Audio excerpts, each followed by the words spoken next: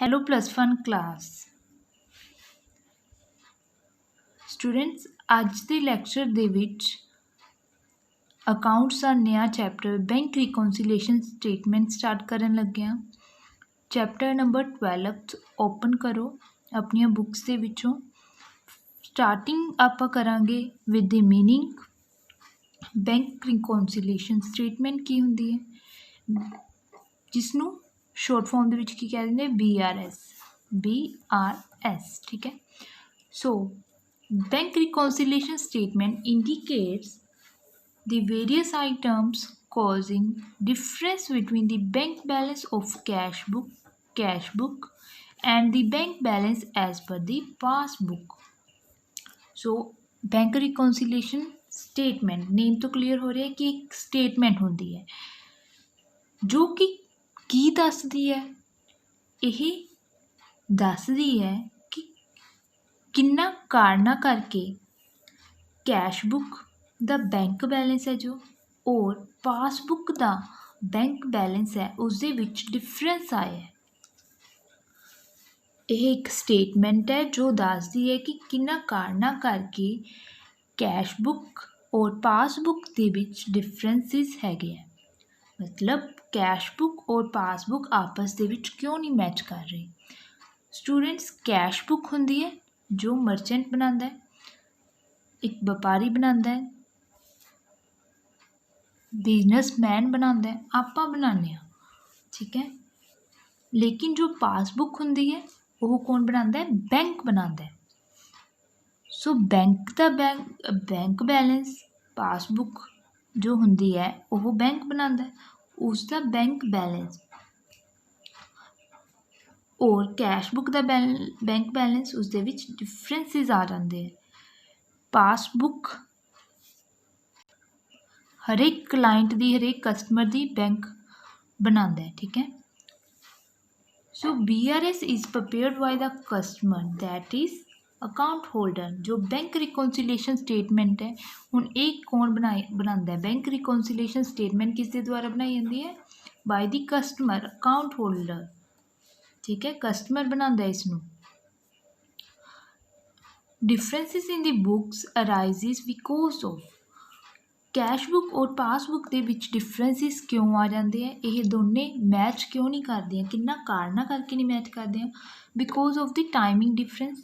Sometime cash book के विच जो entry पै जाती है हजे तक बैंक नूं उस बारे कोई इंटीमेशन नहीं पहुँचती, इस करके कैश बुक के विच रुपए ऐड हो जाते हैं या लैस हो जाते हैं। लेकिन पासबुक स्टेबल रहती है, पासबुक के विच कोई चेंजिस नहीं होंगे, इस नाल की डिफरेंसिस क्रिएट हो जाते हैं।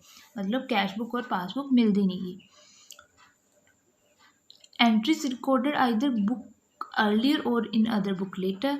टाइमिंग डिफरेंस किस तरीके नाल हो सकता है कि कैश बुक के विच पहला रिकॉर्ड हो गया, पासबुक के विच बाद विच रिकॉर्ड हो रहा है। सो टाइम के नाल डिफरेंसिस तो आ रहे हैं। सपोज 1 तरीक नूं कैश बुक के विच 500 रुपीज़ आप ऐड करते बिकॉज आपन कोई डिपोजिट करा गया सी, लेकिन हजे बैंक नूं इंटीमेशन नहीं दी, बैंक कोल नहीं ऐड हुई ठीक है। इस तरीके नाल हुंदी है ट्रांजैक्शनस। उन्हां बारे भी आप एक एक करके डिस्कस करांगे, टेंशन ना लो, उसनूं आप डिटेल दे विच करांगे। इत्थे जस्ट एग्जांपल्स दे रही तुहानूं ओवरव्यू दे रही ताकि चैप्टर दा तुहानूं क्लीयर हो जाए कि की चीज़ है ठीक है ना।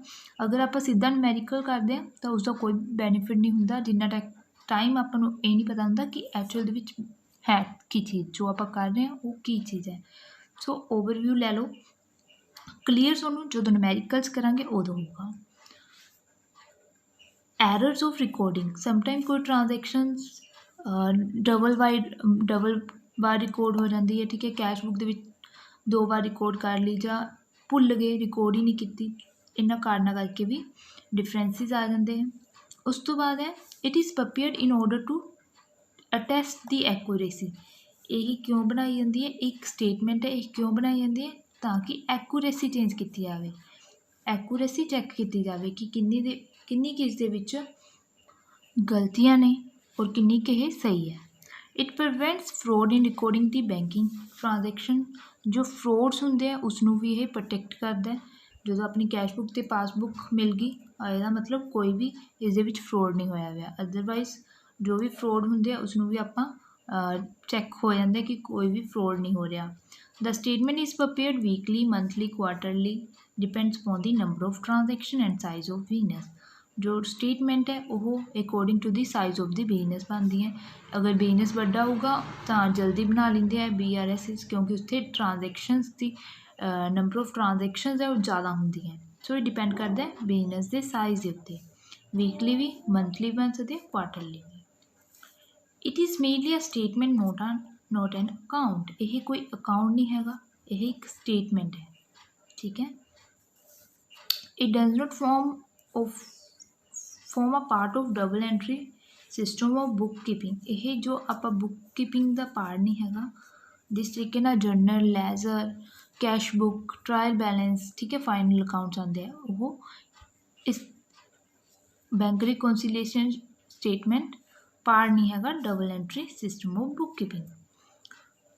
नैक्सट देखो डिफरेंस की है बैंक स्टेटमेंट और bank reconciliation statement. Bank statement बारे तुसीं जानते हो, बैंक स्टेटमेंट ते बैंक रिकनसीलेशन स्टेटमेंट दे विच डिफरेंस देखो। जो बैंक स्टेटमेंट है ये किस दे द्वारा प्रिपेयर की जाती है, बैंक द्वारा।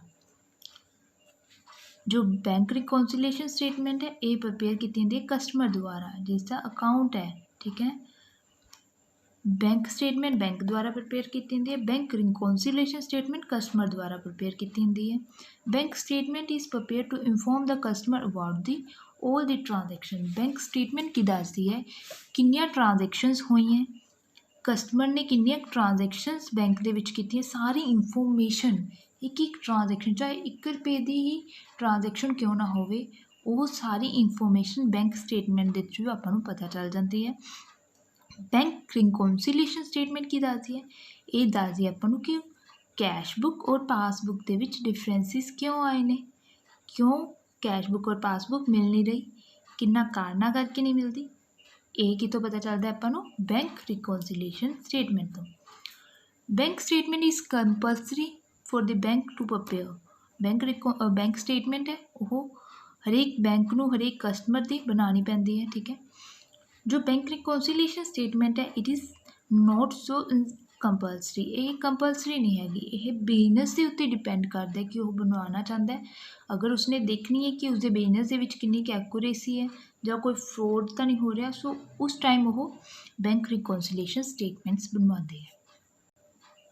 नैक्सट पॉइंट है जो कि अपन न्यूमैरिकल्स टाइम जरूरत पेगी। देखो debit balance in cash book और दी क्रेडिट बैलेंस और पासबुक फेवरेबल बैलेंस होंगे हैं। डेबिट बैलेंस कैश बुक का और क्रेडिट बैलेंस पासबुक का फेवरेबल बैलेंसिस होंगे, और credit balance of cash book और debit balances of passbook are the unfavourable balances, जिसनों ओवरड्राफ्ट भी कहते हैं। एक बार स्पेसिमन देखो, bank reconciliation statement at on जो भी टाइम होगा उसका ऊपर नेम मैंशन करांगे, डेट मैंशन करांगे, ठीक है। First column serial number, second is for the transaction और particulars, third for plus items and fourth is minus. एक प्लस का होगा एक माइनस होगा, प्लस वाला फेवरेबल होगा और माइनस वाला अनफेवरेबल बैलेंस ले। देखो फर्स्ट ट्रांजैक्शन आपको हरेक क्वेश्चन दे विच बैलेंस गिवन होएगा, बैलेंस या तो कैश बुक का या पासबुक का या कैश और पासबुक के अनफेवरेबल बैलेंसिस होंगे, या तो फेवरेबल बैलेंसिस होंगे कैश और पासबुक के या अनफेवरेबल बैलेंसिस गिवन होंगे, ठीक है। स्टार्टिंग हरेक सम दी इस बैलेंस के नाल होएगी। अगर फेवरेबल बैलेंसिस है उसनों प्लस के विच रिकॉर्ड करना है, अगर अनफेवरेबल बैलेंसिस है उसनों लैस वाली साइड रिकॉर्ड करना है। उसके बाद कुछ ट्रांजैक्शनस पैणगियां जो कि एरर्स होणगियां, ठीक है, उसनों आपां चैकआउट करांगे। लास्ट के उत्ते सपोज इत्थे balance as per cash book लेता है तो अपने को की आएगा balance as per passbook, last से की आएगा balance as per passbook. Students जिस किसी का भी बैलेंस दिता होवे आपां नूं उस बुक नूं सही करना होंदा है। सपोज इत्थे balance as per cash book given है, ठीक है, जस्ट कैश बुक का बैलेंस गिवन है, इसका की मतलब होगा कि ਆਪਾਂ ने अपनी कैश बुक गलत है, कैश बुक ਨੂੰ ਆਪਾਂ सही करना है, ये मान के ਚੱਲਾਂਗੇ ਆਪਾਂ कि अपनी कैश बुक गलत है, ਆਪਾਂ ने पासबुक ਦੇ ਨਾਲ ਉਸਨੂੰ सही करना है, ठीक है, पासबुक ਨਾਲ ਮਿਲਾਣਾ है। सो कैश बुक गलत है, उसके अकॉर्डिंग आप सही करांगे, कैश बुक ਨੂੰ ही ਚੱਕਾਂਗੇ। फिर जिसका बैलेंस ਦਿੱਤਾ ਹੁੰਦਾ बस उसਨੂੰ ਆਪਾਂ सही करना ਹੁੰਦਾ, ये ध्यान ਦੇ ਵਿੱਚ ਰੱਖਣਾ ਤੁਸੀਂ। ਹੁਣ ट्रांजैक्शनस देखो जो कि क्वेश्चन ਦੇ ਵਿੱਚ ਆਉਂਦੀਆਂ, जिसदियां ਵਿੱਚ गलती हो जाती है, ठीक है, जो कि करैक्ट करनियां ਹੁੰਦੀਆਂ।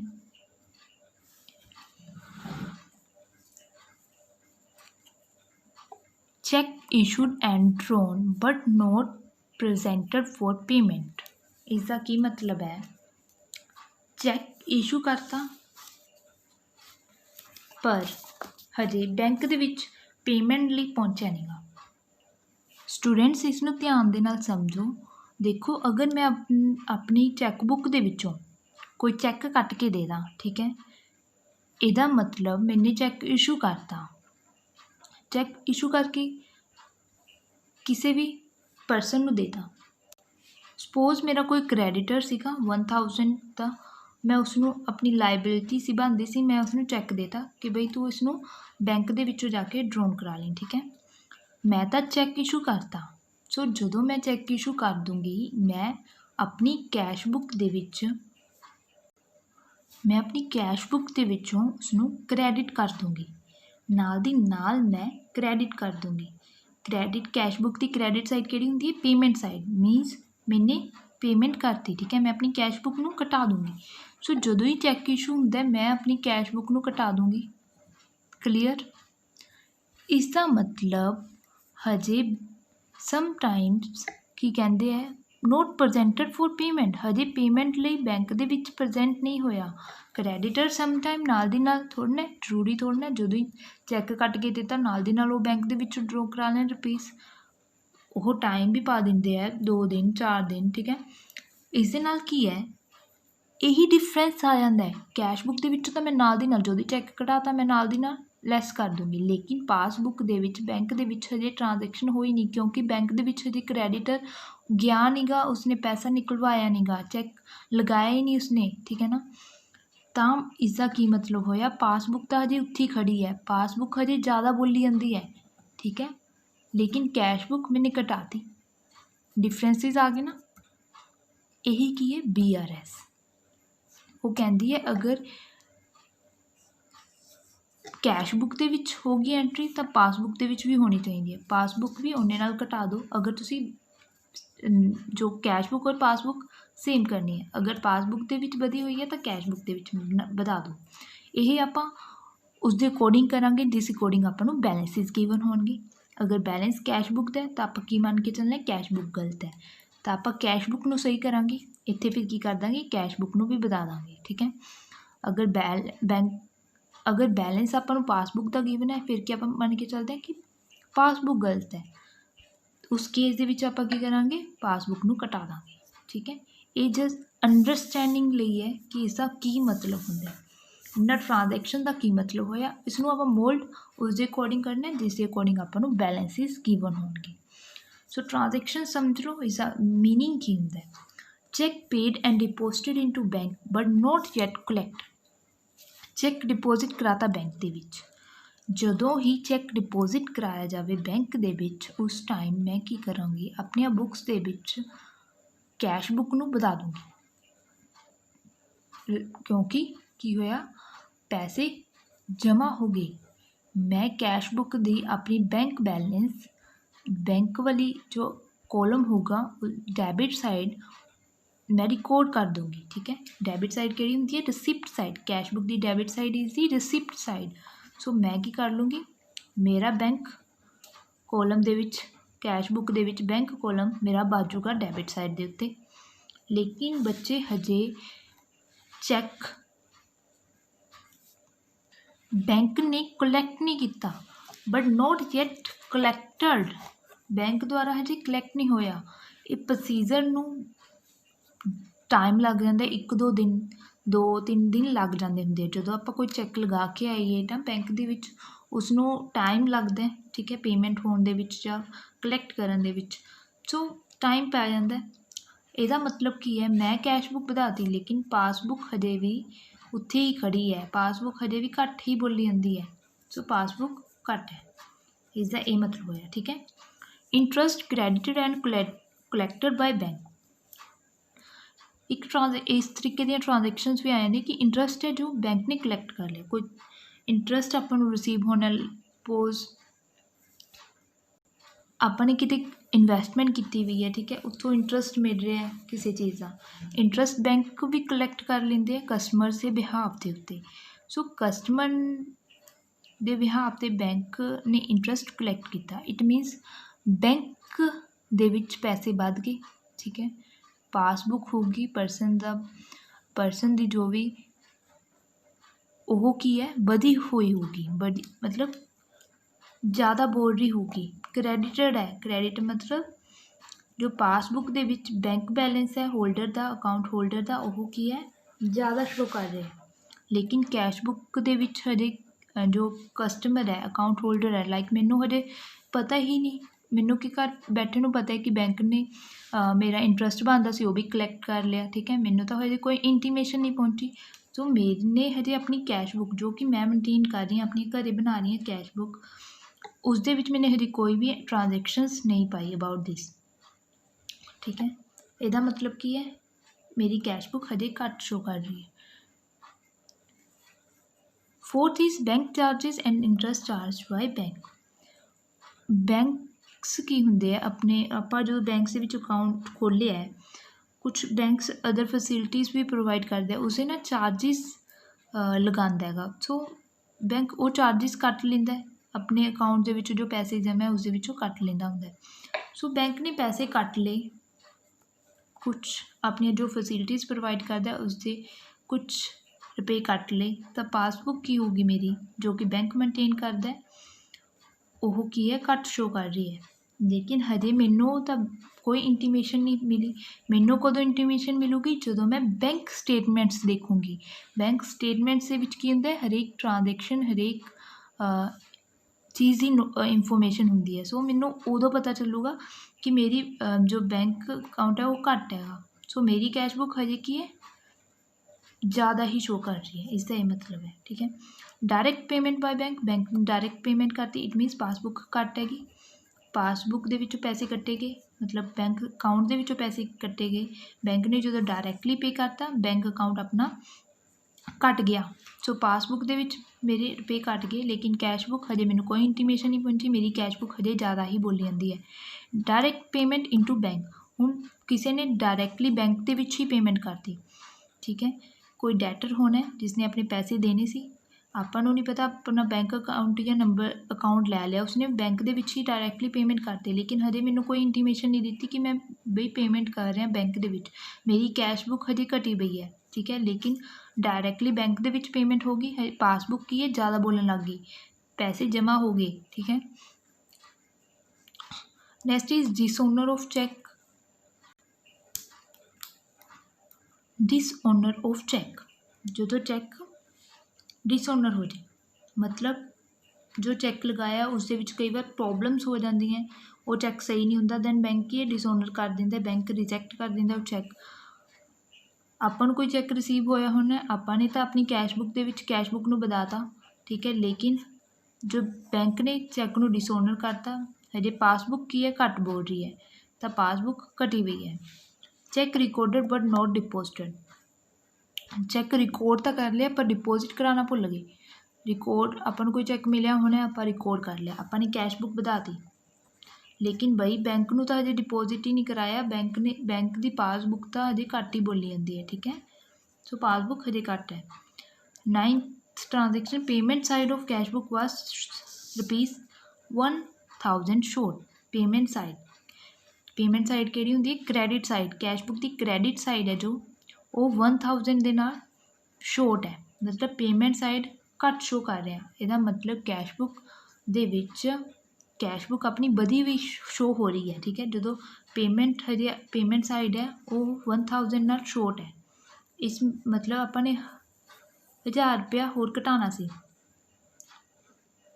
पेमेंट साइड के उत्ते 1000 रुपया होर लिखना सी, लेकिन लिखा नहीं गया। इसका मतलब कि कैशबुक की अपनी ज़्यादा शो हो रही है, पासबुक दे विचों कट गया, पासबुक सही है, ठीक है। उसी तरीके नाल receipt side of cashbook was undercast bye 100। Receipt side debit side cashbook की 100 रुपीज़ नाल घट लिखी हुई है, अंडरकास्ट मतलब घट, रिसिप्ट साइड ₹100 नाल घट लिखी हुई है कैशबुक की, रिसिप्ट साइड डैबिट साइड मतलब अपनी कैशबुक है वो घट शो हो रही है, ठीक है। पासबुक है वो ज़्यादा बढ़ी हुई है, अपनी कैशबुक 100 नाल घटी हुई है ना, घट शो कर रही है, ठीक है। इसका ये मतलब होता है कि कैशबुक घट शो कर रही है। Next is payment side of cashbook is overcast by 100। Payment side is the credit side सीगी जो 100 नाल बदी शो हो रही है, मीनस जो पेमेंट साइड है वो 100 नाल बढ़ा के पाती, ओवरकास्ट मतलब बढ़ाना, 100 रुपीज़ नाल ज़्यादा पाती। इट मीनस अपनी जो कैशबुक है वो घट रही है जो पेमेंट साइड मतलब जो पेमेंट की है वो 100 नाल ज़्यादा पाती, इसका मतलब कैशबुक का जो बैलेंस होगा वो घट शो करूगा, ठीक है। सो कैशबुक घट शो कर रही है तो पासबुक बढ़ी रही है। आई होप सो स्टूडेंट्स थोनों ट्रांजैक्शनस की मीनिंग क्लीयर होए होण, ये बहुत इंपोर्टेंट है। अगर थोनों ये समझ आ गया तो BRS तुहाडे लिए बहुत ज़्यादा ईजी हो जाएगी।